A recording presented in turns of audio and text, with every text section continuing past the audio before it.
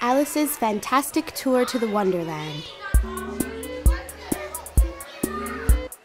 One afternoon, when Alice and her sister were reading books under a big tree, a rabbit with glasses popped up. He was running, looking at his watch, and said, "Too bad, I'll be late." A pair of gloves and a fan were dropped when he passing by her sister. Having seen this, Alice picked the things up omnivorously and wanted to stop the rabbit, but he had jumped into a hole. Alice could do nothing but follow him into the hole. The rabbit exerted his strength to run along. "What is here? Please wait for me, Mr. Rabbit," shouted Alice with utter discomfiture. But, without giving any response, Mr. Rabbit kept on running and got into a wicket. Alice also wanted to follow him to go in. However, her body was too big to do so. And then she cried sadly. When too tired to cry on, she found next to her a tiny table with a glass of juice on it.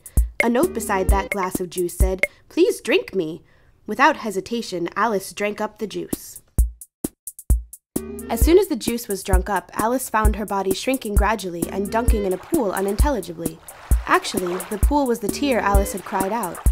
As Alice became much smaller than before, she could dunk in the tear of her own.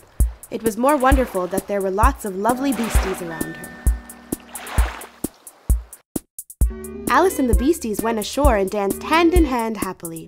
At that time, Alice saw the rabbit rush into a tiny house just like an arrow. Then Alice followed him in and found a same glass of juice in the room. Alice drank up the juice again. Oh no! This time her body did not go on getting smaller. Contrarily, Alice was getting larger gradually with her head hitting the ceiling.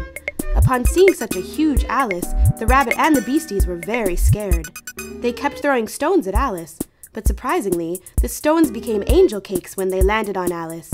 It was too late for Alice to dodge, so Alice could do nothing but swallow down one of the cakes.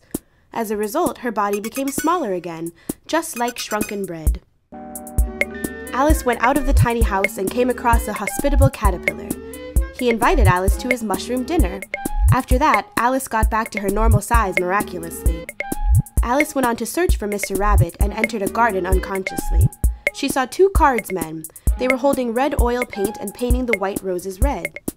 "The queen doesn't like white flowers. If she finds white flowers in the garden, we will suffer disaster," said one cardman to Alice. Shortly after the time that he said this, the queen ordered, "Off with their heads!" As soon as Alice heard this, she rushed ahead to protect the cardsmen, regardless of her own safety. This action riled the queen. She commanded the housecarls to put Alice to jail. Alice struggled them when the gloves and the fan which Mr. Rabbit dropped fell out from her. "Ah, it's you! It's you who have stolen my gloves and fan!" The queen became much angrier. "I'll put you to death!" Alice wanted to explain, however the queen didn't pay any attention to her. "Please don't! Please, your majesty!" Alice begged. "The sun is going down. Alice, let's go home." Upon hearing her sister's voice, Alice opened her eyes, knowing that she had been dreaming just now. The end.